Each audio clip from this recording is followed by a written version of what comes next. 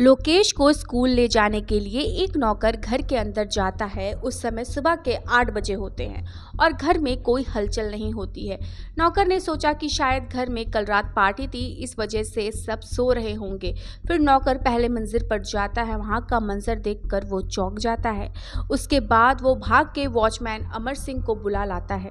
चारों ओर खून ही खून है। घर में रहने वाले 8 लोगों की हत्या हो चुकी होती है। बस घर की सबसे बड़ी बेटी सोनिया की सांसें चल रही होती हैं, जो दरवाजे के पास बेहोश हालत में होती है।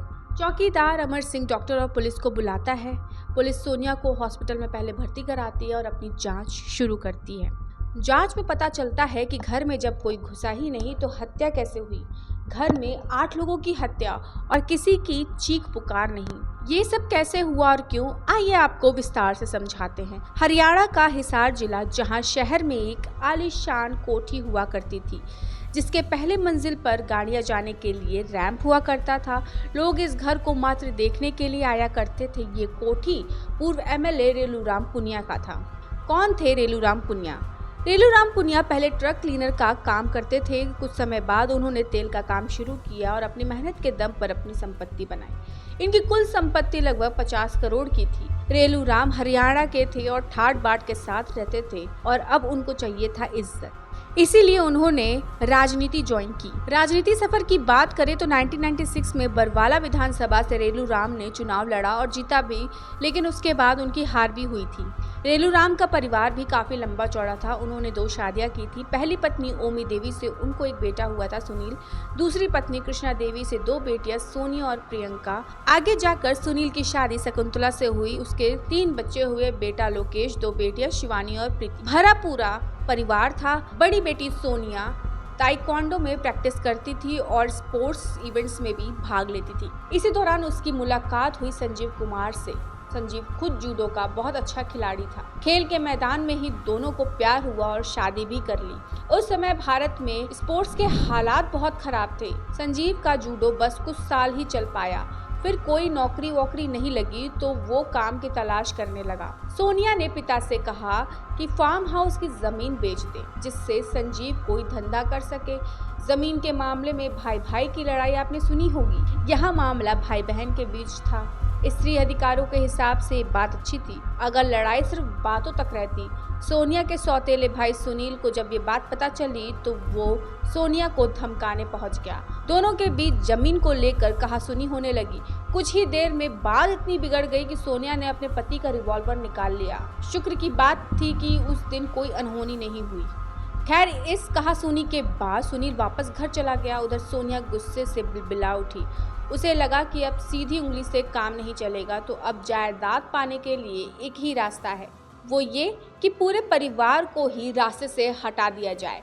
ये बात उसने अपने पति संजीव को बताई, जिसे सुनकर पहले तो संजीव ने आनाकानी की, लेकिन अंततः वो तैयार हो गया। 8 लोग और 6 गोलियां। इस काम को अंजाम देने के लिए 23 अगस्त का दिन चुना गया। इस दिन सोनिया की बहन पम्मी का जन्मदिन होता था। दोनों ने सोचा कि इससे अच्छा मौका उन्हें दोबारा नहीं मिलेगा। उन्होंने बिना रेलूराम को बताए एक पार्टी का इंतजाम किया। पम्मी स्कूल के हॉस्टल में रहती थी, इसलिए सोनिया हॉस्टल चली गई और उसे फार्म हाउस ले आई। रात को खूब आतिशबाजी की गई, खूब गाना बजाना हुआ। देर रात खाने के बाद सोनिया की फरमाइश पर खीर बनवाई। खीर खाने के बाद सब सोने चले गए, लेकिन उन्हें पता नहीं था कि सोनिया ने खीर में अफीम मिलाई थी, जिससे सभी लगभग बेहोश से हो गए थे। सोनिया ने संजीव से कहा कि यही मौका है और वो अपनी रिवॉल्वर ले आए, लेकिन संजीव ने जवाब दिया कि घर में कुल 8 लोग हैं और रिवॉल्वर्स में सिर्फ 6 गोलियां हैं। इसके बाद सोनिया गैरेज में गई और लोहे का एक रॉड ले आई। सबसे पहले दोनों रेलूराम के कमरे में गए, जो गहरी बेहोशी में था। सोनिया ने संजीव को लोहे की रॉड पकड़ाई और अपने पिता के सर पर वार करने को कहा। संजीव ने रेलूराम के सर पर रॉड से 2 वार किए। पिता के बाद अगली बारी मां की थी। कृष्णा देवी का कमरा बगल में ही था। दोनों उनके कमरे में गए और सोनिया ने एक तकिया लेकर कृष्णा देवी के मुंह पर रख दिया। रेलूराम की ही तरह कृष्णा देवी के सर पर भी रॉड दे मारी गई, लेकिन रॉड फिसलकर बगल में सो रही शिवानी को लग गई। 2 साल की बच्ची उठकर रोने लगी, जिसकी आवाज सुनकर कोई आ न जाए इसके डर से संजीव ने उसके सर पर भी रॉड दे मारी। इसके बाद दोनों सुनील के कमरे में गए। सुनील की कद काठी काफी अच्छी थी, इसलिए पहले दोनों ने उसके हाथ पैर बांधे, फिर सिर पर रॉड से वार किया। सुनील की पत्नी शकुंतला और उसकी छोटी बहन पम्मी को भी इसी तरह बेरहमी से मार दिया गया।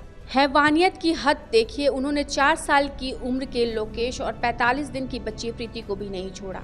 कत्ल के बाद आतिशबाजी की। उसके बाद सोनिया ने संजीव से कहा कि वो रॉड उसे भी मारे ताकि पुलिस को उस पर शक ना हो। इसके बाद संजीव को उसने कार में बैठाया, उसे किसी और जगह छोड़ आई। वापस लौटकर उसने कुछ और पटाखे जलाकर आतिशबाजी की ताकि लोगों को लगे कि अब भी वहां पार्टी चल रही है। कुछ रिपोर्ट्स के मुताबिक इसके बाद उसने खुद भी जहर खा लिया था। हालांकि वॉचमैन अमर सिंह के हिसाब से ये सब पुलिस को बरगलाने का एक तरीका था। सुबह पुलिस पहुंची तो सबसे पहले सोनिया को हॉस्पिटल में भर्ती कराया। इसके बाद पुलिस ने अपनी तहकीकात शुरू की। शुरुआत में ही शक की सुई जो है सोनिया की तरफ थी।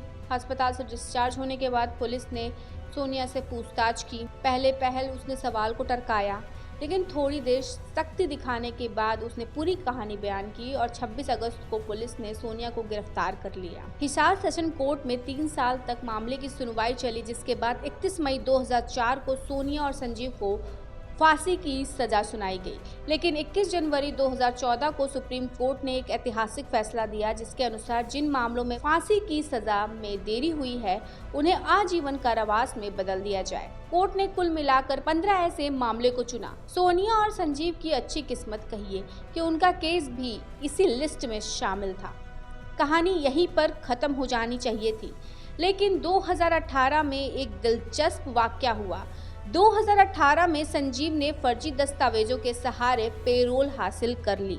उसे 15 दिन की पेरोल मिली थी, लेकिन वो फरार हो गया। उधर पता चला कि सोनिया ने भी जेल में फांसी लगाकर आत्महत्या करने की कोशिश की है।